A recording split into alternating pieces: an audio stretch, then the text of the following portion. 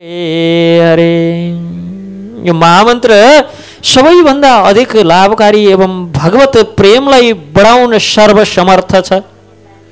भगवान नाम बिना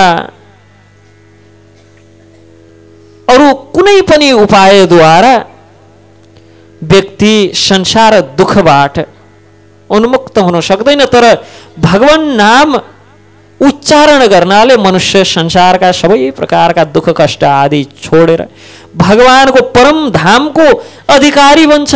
परम धामको अधिकार स्वत प्राप्त हुन्छ। श्रीमन चैतन्य महाप्रभुले भक्तहरूले भगवान नामको उच्चारणबाट नै सबै दैवी सम्पत्ति आर्जन गर्न सक्छन्। दैवी सम्पत्ति भनेको दया, अहिंसा, अनि मत्सर शून्यता, सत्यता, समता, उदारता, अनि मृदुलता, शौच, अनासक्त, परोपकार, समता, निष्कामता, चित्तको स्थिरता, इन्द्रिय दमनता, इन्द्रियलाई जित्न सकिन्छ, युक्त आहार विहार, गम्भीरता, अनि पर दुखार्थ, यी सबै दैवी सम्पत्तिहरू हुन्। केवल भगवान नामको कीर्तनले यी सबै दैवी सम्पत्तिहरू प्राप्त हुन्छन्। पर दुख कातरता, अरूको दुःखमा दुखी हुने। यहाँ त अरूको दुःख देखे पछाडि मनले मुखले कठै बिचारा यही हो भने पनि मनमा यति हर्ष हुन्छ अचल मान्छेहरूलाई, ठिक्क परेछ। कति आनन्द ठिक्क पर्यो। आफूले के गरेछ केही याद हुन्न, अर्काको दुःख देखे पछाडि ठिक्क परेछ। यसो गरेको थियो नि, त्यसो गरेको थियो नि, आफूले के गरेको थिएँ आफ्नो सुनाउन लाग्यो भने महाभारत हुन्छ एउटा।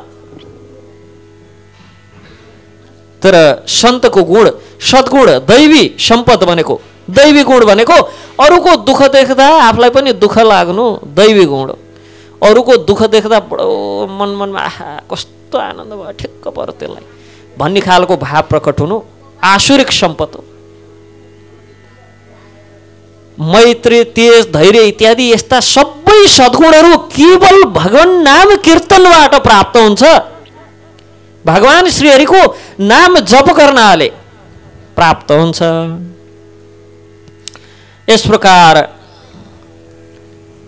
चैतन्य महाप्रभु आचरणको पवित्रतामाथि बडो जोड दिनुहुन्थ्यो। एक समयको कुरा हो, आफ्ना सन्यासी शिष्य, सन्यासीहरूले कुनै स्त्रीसँग गफगाफ पनि गर्दैनथे त्यस समयमा।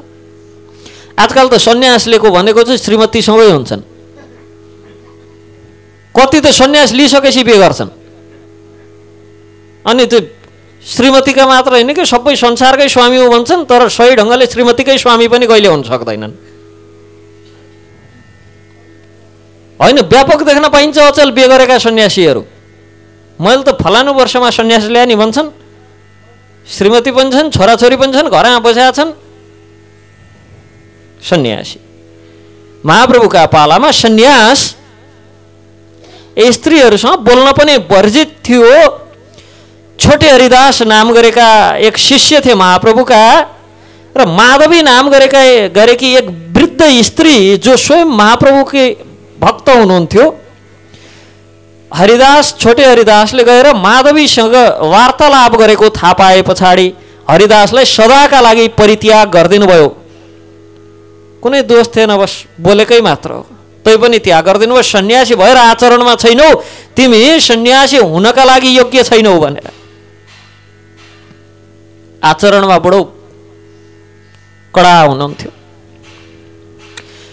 महाप्रभुले 24 वर्षको अवस्थामा सन्यास ग्रहण गर्नुभयो। निमाई पण्डित जो न्यायमा बडो पण्डित हुनुहुन्थ्यो, न्यायशास्त्रमा अपूर्व एउटा ग्रन्थ लेख्नुभएको थियो। कसैसँग तुलना गर्न नमिल्ने त्यस्तो ग्रन्थ लेख्नुभएको थियो। यो देखेर उहाँकै सहपाठी एउटा मित्रले बडो डाहा गर्न लागे कि यो ग्रन्थ प्रकाशमा आए पछाडि उहाँका मित्र एउटा थिए, तिनले पनि ग्रन्थ लेखेका थिए, मेरो ग्रन्थ कमजोर देखिएला भनेर एकदम भय हुन लाग्यो मनमा। त्यो थाहा पाए पछाडि महाप्रभुले आफ्नो ग्रन्थलाई लगेर गङ्गामा बगाइदिनु भयो।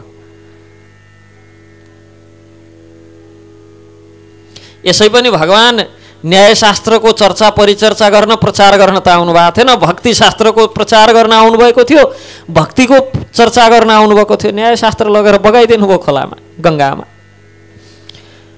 र महाप्रभुको पहिले महाप्रभु सन्यास लिनुहुन्छ, यो थाहा पाए पछाडि महाप्रभुको दाइले धेरै अगाडि नै सन्यास लिइसक्नु भएको थियो।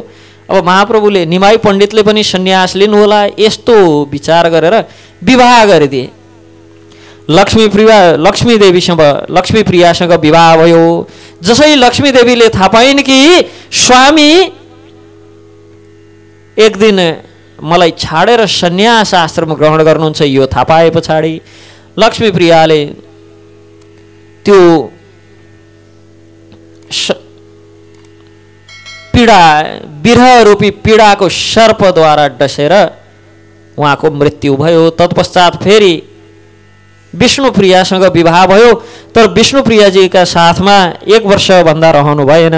तत्पश्चात सन्यास लिनुभयो। सन्यास लिनुभयो 24 वर्षको अवस्थामा केशव भारती नाम गरेका सन्यासी महात्मासँग सन्यासको दीक्षा ग्रहण गर्नुभयो र काशी आदि तीर्थमा सन्यासीहरूलाई भक्ति मार्गमा लगाउन लाग्नुभयो। बिना पूर्ण वैराग्य कसैले सन्यास नभइकन, पूर्ण वैराग्य नभइकन व्यक्तिहरूले कुरा सुन्दैनन्, यस्तो विचार गरेर सन्यास ग्रहण गर्नुभयो। र यस पश्चात जीवनमा अनेक अलौकिक दिव्य लीलाहरू प्रदर्शित गर्नुभयो भगवान चैतन्य महाप्रभुले। एकपटक अद्वैताचार्यलाई विश्वरूपको दर्शन गराउनुभयो। नित्यानन्द प्रभुलाई एकपटक शङ्ख चक्र गदा पद्म सारङ्ग धनुष आदि लिएको स्वरूप प्रदर्शन गर्नुभयो। हातमा मुरली एवं हातमा शङ्ख आदि लिएको चतुर्भुजमा पनि दर्शन दिनुभयो।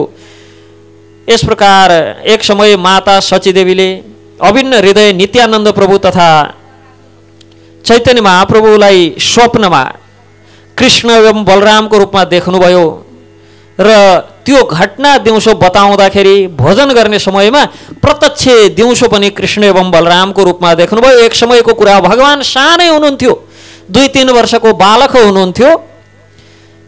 एकजना ब्राह्मण आफ्नै हातबाट पकाएको मात्र भोजन गर्ने यस्ता ब्राह्मण जगन्नाथजीको घरमा आइपुग्नुभयो। सची माताको घरमा आउनुभयो।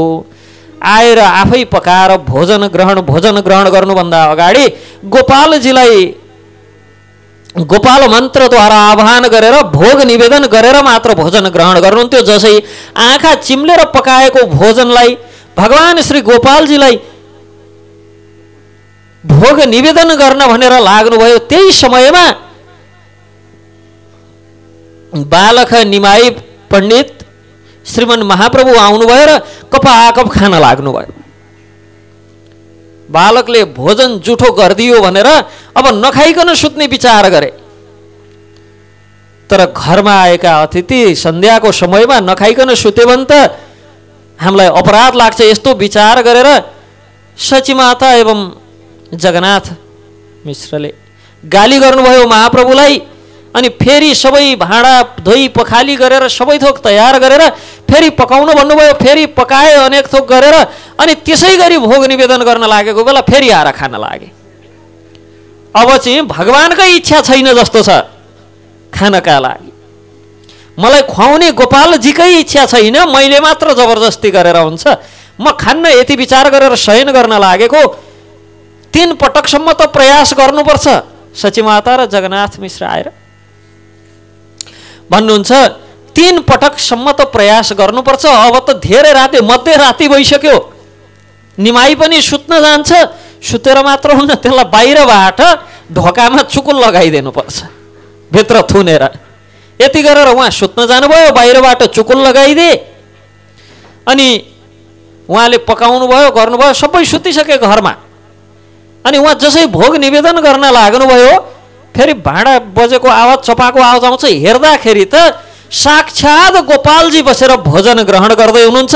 एकपटक गोपालजी देख्नुभयो, फेरि आँखा मिचेर हेर्दा निमाई पण्डित देख्नुहुन्छ, फेरि आँखा मिचेर हेर्दा गोपालजी देख्नुहुन्छ। अनि निमाई पण्डित भन्नुहुन्छ, बार बार घन्टी बजाएर मन्त्र उच्चारण गरेर बोलाउँछौ, अनि आएर खान लागे पछाडि जुठो हाल्दै भन्दै लग्दै फाल्दै गर्छौ। बोलाए पछाडि आएर खानु परेन, मैले बोलाउँदै नबोलाउन, आउँदै आउँदिन। तत्पश्चात बहुत सन्तुष्ट भएर त्यो भगवानको उच्छिष्ट प्रसाद ग्रहण गरे। त्यो 3 दिन 4 दिन 3 दिन भन्दा ज्यादा एउटै गाउँमा पनि नबस्ने यतिभर महाप्रभुसँगको यो लीला पश्चात महाप्रभुले भन्नुभयो, बाहिर हल्ला खल्ला गर्दै हिँड्ने होइन नि, अब कतै भन्ने होइन। तर त्यो गाउँ छोडेर जाने इच्छै भएन। अनेक उपाय लगाएर अनेक बहाना बनाएर टुप्लुक्क त्यहाँ खान आइपुग्थे भगवानको दर्शन गर्ने। महिनामा एकचोटि दुईचोटि चाहिँ अनेक बहाना बनाएर जगन्नाथ मिश्रकै घरमा आइपुग्थे कि प्रत्यक्ष भगवानलाई भोग निवेदन गरेर उहाँको प्रसाद प्राप्त होस्। र एक समयको कुरा हो, भगवान चैतन्य महाप्रभु जगन्नाथपुरी जानुभयो।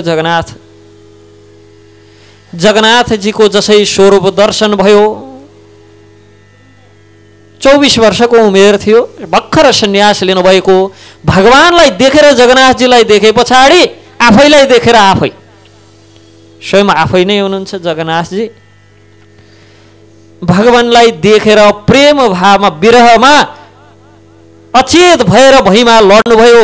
जगन्नाथजीका पुजारीहरू हिर्काउन भनेर दौडाउँदै आए सार्वभौम भट्टाचार्य। त्यतिखेर जगन्नाथजीका प्रधान सेवक हुनुहुन्थ्यो र त्यहाँ सार्वभौम भट्टाचार्यलाई सबैले मान्थे ओडिसा राज्यमा। जसै सार्वभौम भट्टाचार्यले देख्नुभयो महाप्रभुलाई, एक त सन्यासीहरूको यिनमा ती अष्ट सात्विक विकारहरू आएर भगवानको प्रेममा विह्वल भएर यी अचेत भएका हुन्, यति बुझेर उठाएर आफ्नो घरमा आफ्नो निवासमा लिएर जानुभयो। निवासमा लगेर जब भगवान हो चैतन्य महाप्रभु उठ्नुभयो, अचेत अवस्थाबाट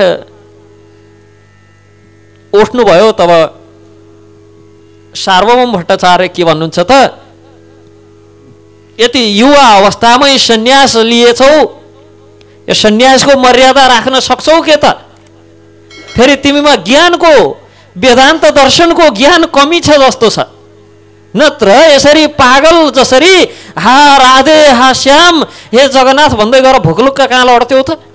यस्तो भावनामा मात्र भएर हुँदैन, यसरी भावुकता मात्र भएर हुँदैन। अध्ययन हुनुपर्छ, ज्ञान हुनुपर्छ, वेदान्त दर्शन बुझ्नुपर्छ। महाप्रभु बुझाउनुहोस् न त। 7 दिन 7 रातसम्म राखेर सार्वभौम भट्टाचार्यले पुरै वेदान्त दर्शन बुझाए, वेदान्त सूत्रको सारा भाष्य सम्झाए, बुझाए। 7 दिनसम्म भनेर सुनेर बस्नु भएको छ भगवान। 7औं दिन कुनै प्रश्न प्रतिप्रश्न केही गर्दैनन्। अचम्म लाग्यो सार्वभौम भट्टाचार्यलाई, यत्रो 7 दिन 7 रातसम्म मैले सुनाइसकेँ वेदान्त सूत्र, अब केही बुझ्यौ कि बुझेनौ भन्दा वेदान्त सूत्र त मैले भलीभाँति बुझेँ, तर तपाईँले भनेका कुरा के पनि बुझेन। अब 7 दिनसम्म त वेदान्त सूत्र नै बुझाएको। महाप्रभु के भन्नुहुन्छ, वेदान्त सूत्र वेदान्त दर्शन यो त भलीभाँति मैले बुझेँ, तर तपाईँले भनेका कुरा चाहिँ केही पनि बुझिन।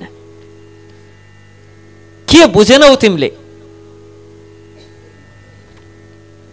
महाप्रभुले वेदान्त सूत्रमाथि उठेर सबभन्दा पहिला एउटा श्लोकलाई लिएर त्यसको व्याख्या गर्नुभयो। मैले भनेको कुरो ठिक हो? सार्वभौम भट्टाचार्य ठिक हो भन्नुहुन्छ। त्यस पछाडि आफैले गरेको व्याख्यालाई काटेर अर्को व्याख्या गर्नुभयो, त्यसको प्रतिवाद। यो चाहिँ ठिक हो नि भन्दा यो अहिले भनेको कुरो चाहिँ सही हो गर्दै गर्दै एकै श्लोकमाथि 10औं व्याख्या दिए पछाडि सार्वभौम भट्टाचार्य जुरुक्क व्यासासनबाट उठेर घरभित्र छिर्नुभयो। अब उहाँलाई लाज पनि भयो, यत्रा शिष्यहरू थिए उहाँका, उडिसा राज्य पुरैले पुज्ने परम आराध्य जगन्नाथजीका निज सेवक तिमीलाई केही थाहा छैन जस्तो छ, ज्ञान त तिमीमा फिटेकै छैन भनेर एउटा 24 वर्षको ठिटोलाई सुनाउन भनेर बसेको हो। एउटै श्लोकमाथि जुन चाहिँ जे भनौँ त्यही नै सही जस्तो लाग्छ। तत्पश्चात सार्वभौम भट्टाचार्य त्यो दिन रात्रिको समयमा जगन्नाथजीको प्रसाद बोकेर भगवान चैतन्य महाप्रभु सार्वभौम भट्टाचार्यलाई भेट्न भनेर जानुभयो। भेट्न भनेर जानुभयो र सार्वभौम भट्टाचार्य शयन गरिराख्नु भएको थियो। रात्रिकै काल थियो, बिहान भइसकेको थिएन। उठ्नुभयो, महाप्रभुको आवाज सुने पछाडि महाप्रभुसँग हातमा श्री जगन्नाथजीको प्रसाद थियो। जगन्नाथजीको प्रसाद लगेर सार्वभौम भट्टाचार्यको हातमा राखिदिनु भयो। सार्वभौम भट्टाचार्य खाटैमा बसेर नुहाउनु धुवाउनु मुख धुनु जतिउन गर्नु दाँत माझ्नु केही छैन, कपलक्क प्रसाद खानु हो। भगवान सोध्नुहुन्छ, ए ब्रह्मकर्म भन्ने कुरो थाहा छ कि छैन? नियम ऐन केही लाग्छन् कि लाग्दैनन्? हातमा प्रसाद राख्दिन पाएको छैन, कपलक्क खाए भन्दा स्वयं जगन्नाथजीको प्रसाद मेरो हातमा आउँदाखेरि सारा नियम के का लागि? उनै भगवान श्रीहरिलाई, उनै जगन्नाथलाई प्राप्त गर्न होइन। उनको प्रसाद स्वयं हजुरको हातबाट पाउँदाखेरि स्वप्नमा भगवानको दर्शन भइसकेको थियो।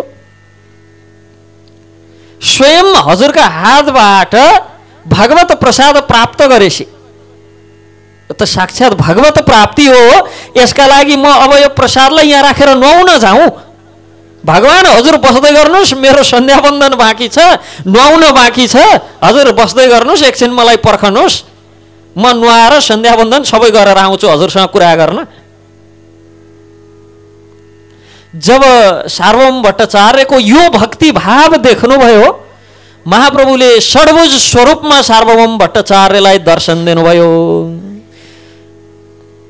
दुई हातमा बम्सी बजाउँदै, एक हातमा तीर, एक हातमा धनुष, अनि एक हातमा कमण्डलु र एक हातमा डन्डा, सन्यास डन्डा बोकेको षड्भुज स्वरूपको दर्शन गराउनु भयो। धनुष र तीर बोकेको भगवान श्री रामचन्द्रको स्वरूप, बम्सी बजाउँदै भगवान श्री कृष्णको स्वरूप एवं कमण्डलु र डन्डा धारण गर्नुभएको स्वयं सन्यासी भेषमा महाप्रभु स्वयंको स्वरूप यस प्रकार षड्भुज दर्शन गराउनु भयो। र भगवानले सन्यास लिनुभन्दा अगाडिकै कुरा हो, गुरुकुल चलाउनुहुन्थ्यो भगवानले, विद्यार्थीहरूलाई पढाउनुहुन्थ्यो। केशव काश्मीरी नाम गरेका दिग्विजयी पण्डित थिए र तिनै केशव काश्मीरी पछि गएर केशव काश्मीरी भट्टाचार्यको रूपमा वैष्णव सन्त भए। उनी केशव काश्मीरी जसका जिब्रोमा सरस्वतीको वास थियो, शास्त्रार्थमा कसैले हराउन नसक्ने, र नादियामा आए सारा विश्व विजय गर्दै। त्यतिखेर नादियामा गौड देशमा बडो विद्वान 101 विद्वानहरू हुन्थे। कसैले भनिदियो गौड देशमा गएर त्यहाँका विद्वानहरूलाई, बङ्गालका विद्वानहरूलाई हराएर आयो भने तिम्रो विद्वताको यश कीर्ति संसारभर फैलिन्छ। केशव काश्मीरी बङ्गालतर्फ आए, त्यहाँ नादियामा रहेका सारा विद्वान पण्डितहरू त्यहाँबाट भागे। के सोचे त, निमाई पण्डित बहुत बाठो पल्टिन्छ चैतन्य महाप्रभुलाई, हामी सबै हिँड्दिउँ त्यहाँबाट शास्त्रार्थ उसैसँग गर्नुपर्छ। यदि निमाई पण्डितले नै हरायो भनेदेखि नादियाको बच्चासँग हारेर गयो केशव काश्मीरी भन्न पाइयो। यदि निमाई पण्डितलाई जिति नै हालेको खण्डमा बच्चालाई जितेर के फुर्ती लगाउँछ भन्न पाइयो। यस्तो विचार गरेर त्यतिखेरका विद्वानहरू भागिहाले। महाप्रभु पढाउँदै हुनुहुन्थ्यो त्यहाँ केशव काश्मीरी आइपुगेर प्रश्न गरे कि शास्त्रार्थको लागि आएको भन्दा देखाइदे कसैले निमाई पण्डित चैतन्य महाप्रभुको गुरुकुल। अनि आउँदा चैतन्य महाप्रभु त भर्खरको 12-15 वर्षको। केशव काश्मीरी आएर केशव काश्मीरीलाई देख्न साथ श्रीमन महाप्रभु दुई हात जोडेर, अहो दिग्विजयी पण्डित केशव काश्मीरी भनेको हजुर नै हुनुहुन्छ, हजुरबाट हजुरको काव्य रचनाको सम्बन्धमा हामीले सुनेका छौँ। धारा प्रवाह जुन हिसाबले हजुरले काव्य रचना गर्नुहुन्छ र वाचन गर्नुहुन्छ, त्यस्तो संसारमा अर्को दोस्रो कोही छैन हामीले सुने अनुसार। यसकारण गङ्गाको किनारमा गङ्गाको किनारमा गङ्गातर्फ देखाएर भन्नुहुन्छ गङ्गाको सम्बन्धमा यिनको महात्म्य सम्बन्धमा काव्य सुनाउनुहोस् भन्दाखेरि धारा प्रवाह शतक 100वटा श्लोकमा गङ्गाको सम्बन्धमा गान गरेर सुनाए। त्यो सुनेर कस्तो छ त काव्य भन्दा भगवान बडो सुन्दर बडो मधुर, हजुर जस्तो यसरी काव्य अरू कसैले रचना गर्न सक्दैन। तर हजुरले रचना गर्नुभएका 100वटै श्लोकमा प्रत्येक श्लोकमा 7-7वटा गल्ती छन्। केशव काश्मीरीलाई त अचम्म लाग्यो, मैले रचना गरेको काव्यमा गल्ती देखाउने यो बच्चोले भन्दा उहाँले यदि हजुरको स्वीकृति भयो भने म कहाँ कहाँ गल्ती छन् बताइदिन्छु भनेर त्यो काव्य जस्ताको त्यस्तै दोहोऱ्याएर कहाँ के कुरा गल्ती छ भनेर भनिदिनु भयो। त्यो सुने पछाडि केशव काश्मीरी त बडो आश्चर्यचकित हुनुभयो कि मैले के भने मलाई नै याद छैन, यसलाई एक त अक्षरशः सबै थोक याद छ र कहाँ गल्ती भयो पनि याद छ। लज्जित भएर त्यहाँबाट फर्काउनु भयो र आफ्नो कुटीमा गएर अनसन व्रत बस्नुभयो। अब कि जबसम्म स्वयं सरस्वती आएर किन यस्तो भयो बताउनुहुन्न, सरस्वतीले मलाई किन छाड्नुभयो, मेरो परित्याग किन गर्नुभयो भन्नुहुन्न, तबसम्म म अब यहाँबाट उठ्दैन भनेर बसेकै बेला निधाए। त्यही निधाएपछि स्वप्नमा वाग्देवी सरस्वतीको दर्शन भयो र वाग्देवी सरस्वती भन्नुहुन्छ उहाँ त जोसँग शास्त्रार्थ गर्न भनेर गयो केशव काश्मीरी, उहाँ मेरा पति हुनुहुन्छ, स्वामी हुनुहुन्छ। स्वामीका अगाडि म उहाँको शिरमा तिम्रो जिब्रोमा कसरी बस्न सक्छु, म त तिम्रो जिब्रोबाट उहाँको चरणमा गएर सेवा गर्न लागे।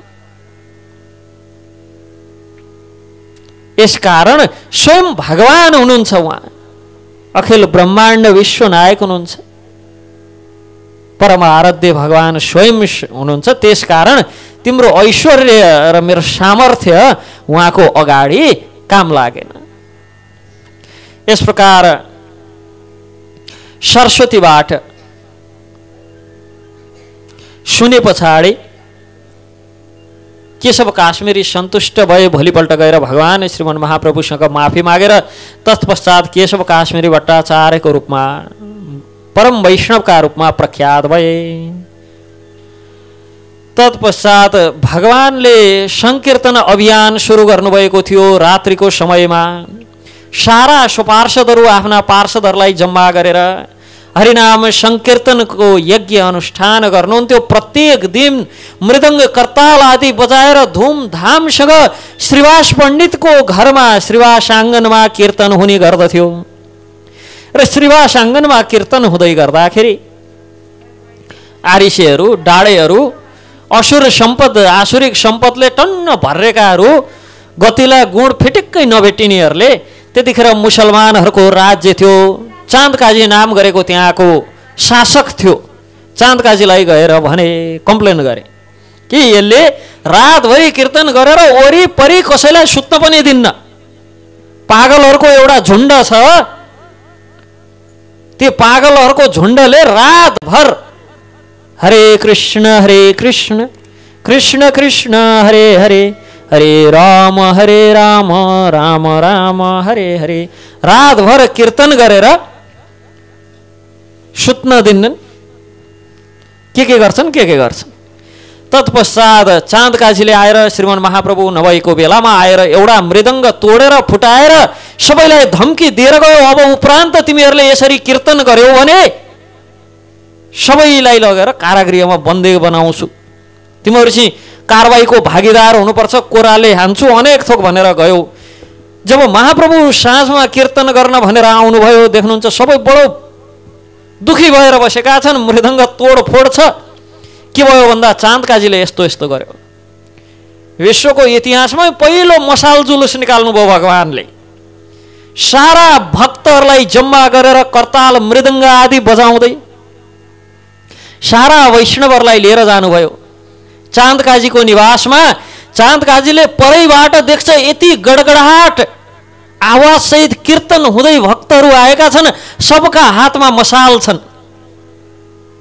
सबका हातमा मसाल लिएर हामीले पनि वास्तवमा संकीर्तन अभियानका लागि मरिमेटेर लाग्नुपर्ने हो। विश्वको पहिलो मसाल जुलुस निकालेर भगवानले हामीलाई बताउनुभयो धर्मका लागि कसरी लड्नुपर्छ। हातमा मसाल लिएर सारा भक्तहरूले गएर चाँद काजीको त्यो दरबार घेरे पछाडि त्यसका सैनिकहरू सेवकहरू कहाँ कहाँ भागे थाहा छैन, किन सारा गाउँ समाज सबै नै उठेर आएका छन्। र जब चाँद काजीले देख्यो आत्तिँदै घरभित्र गएर बस्यो भने यता महाप्रभु आफ्ना केही पार्षदहरूका साथमा त्यसलाई सम्झाउन बुझाउन भनेर भित्र जानुभयो। जाँदा त आत्तिँदै आफै आएर के कामले पधार्नुभयो, के का लागि, यी सबैलाई फिर्ता पठाउनुहोस्। महाप्रभु त्यसलाई हुत्याएर त्यसको आसन माथि राखेर त्यसको छातीमा चढेर त्यसलाई धम्की दिनुहुन्छ कि अब उपरान्त तैँले संकीर्तनलाई रोक्ने दुष्प्रयास गरिस् भने तेरो छाती फोड्दिन्छु।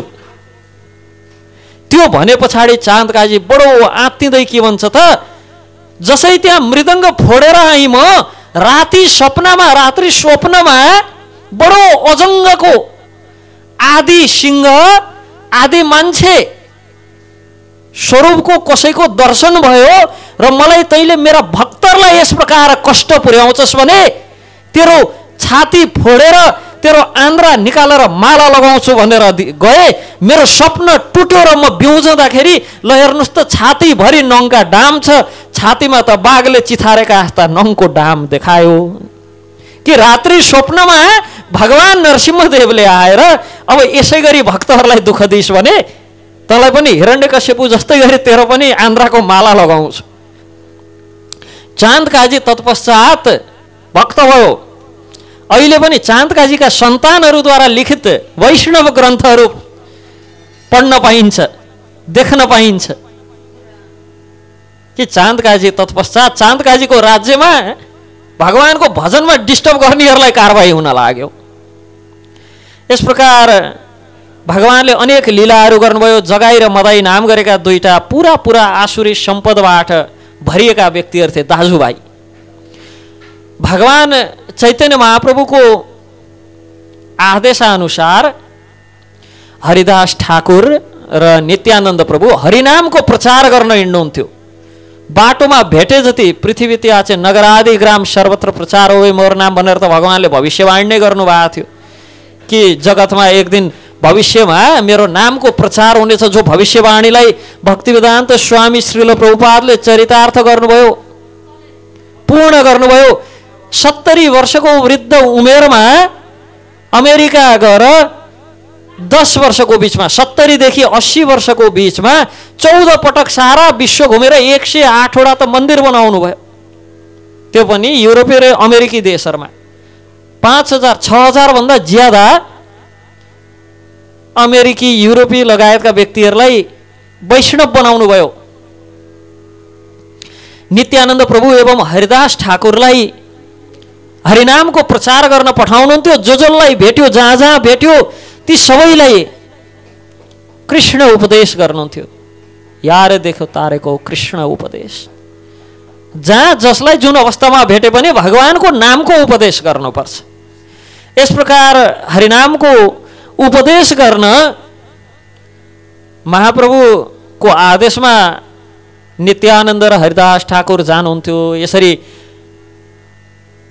नामको उपदेश गर्दै हिँड्दाखेरि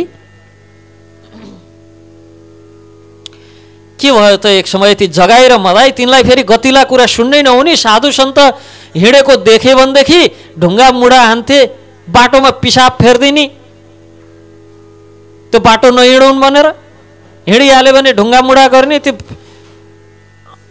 मदिरा पानबाट सधैँ एकदम नसामा रहने। अनि त्यस्ता जगाई मदाईलाई देखेर हरिदास ठाकुर र नित्यानन्द तिनलाई हरिनामको प्रचार गर्न जानुभयो। तिनलाई हरिनामको महत्त्व सुनाउन जानुभयो, हरिनामको सम्बन्धमा बताउन जानुभयो। तस समयमा हरिदास रोक्न खोज्दै हुनुहुन्छ, नजाउँ नजाउँ, यिनीहरूको बारेमा मैले सुनेको छु, यिनीहरूले सन्त पुरुषहरूलाई देख्नै हुन्न रे। नित्यानन्द प्रभु होइन, उद्धार गर्ने नै यस्तैको त हो नि, यिनको उद्धार गर्न जानुपर्छ। दुईजना जानुभयो जगाई र मदाई, हरे कृष्ण भन यस प्रकार भन्दाखेरि बडो दुष्कार्यमा फसेका एउटा फुटेको माटोको भाँडो उठाएर ड्याम्मै नित्यानन्द प्रभुलाई हिर्काइदियो। उहाँको शिरबाट रगत बग्न लाग्यो। हरिदास ठाकुर दौडँदै गएर श्रीमन महाप्रभुलाई सारा वृत्तान्त सुनाउनु भयो। जगाई र मदाईले कस प्रकार नित्यानन्द प्रभुको शिरमा प्रहार गरेर घाइते तुल्याए भन्दा चैतन्य महाप्रभु दौडँदै गएर हातमा सुदर्शन आवाहन गरेर सुदर्शन चक्रले जसै त्यो जगाई र मदाई नाम गरेका अधमहरूको शिर काट्न भनेर तयार हुनुभयो। नित्यानन्द दौडँदै गएर महाप्रभुको खुट्टा समातेर चरण समातेर छोडिदिनुहोस् यिनीहरूलाई। अन्य अन्य अवतारमा हजुरले अनेक असुरहरूको नाश गर्नुभयो, तर यो अवतार कृपा अवतार, कृपा गर्नका लागि। यदि हजुरले पनि आसुरिक सम्पद भएका व्यक्तिहरूको शिर काट्ने नै हो भने परशुराम अवतार र गौर अवतारमा फरक के नै रह्यो र? यिनलाई माफ गरेर यिनलाई कृष्ण प्रेम प्रदान गर्नुभयो भने तब न हजुरको अवतार कृपा अवतार चरितार्थ हुन्छ। नित्यानन्द प्रभुले यसरी आफूलाई नै मार्न भनेर आएका महाप्रभुलाई रोकेको देखे पछाडि जगाई र मदाई महाप्रभुको चरणमा शिर राखेर माफी माग्दै हुन्छन्। महाप्रभुले नित्यानन्द प्रति अपराध गरेका कारण यदि नित्यानन्दले माफ गरिदिन्छन् भने मेरो माफीका लायक छ। यस प्रकार महाप्रभुले भने पछाडि नित्यानन्द प्रभुसँग माफी माग्छन् र भगवानले ती जगाई र मदाईलाई आलिङ्गन गर्नुहुन्छ। तिनको पाप यति थियो शरीरमा, त्यो पाप सट्ट भगवान महाप्रभुले लिइदिँदा भगवानको स्वरूप पनि श्याम सुन्दर भयो, कालो हुनुभयो। यस प्रकार जगाई र मदाईको उद्धार गरेका अनेक प्रसङ्गहरू छन्। तत्पश्चात भगवान महाप्रभुले गोदावरीको तटमा राय रामानन्दको अगाडि रसराज श्रीकृष्ण एवं महाभाव श्रीमती राधा रानीको युगल रूपमा प्रकट भए रामानन्द रायले आफ्नो शरीर सम्हाल्न सक्नु भएन, मूर्छित हुनुभयो। भगवानले नीलाचलमा रहेर अनेक लीलाहरू गर्नुभयो र भगवानको चैतन्य महाप्रभुको सम्बन्धमा विस्तृत व्याख्या भविष्य पुराणमा त केवल भविष्यमा महाप्रभुले के गर्नुहुन्छ सम्बन्धमा मात्र चर्चा गरिएको छ। भगवानको चैतन्य महाप्रभुको विस्तृत लीला भनेको चैतन्य चरितामृत, चैतन्य भागवत, चैतन्य चरितावली आदि ग्रन्थहरूमा विस्तारपूर्वक दिएको छ।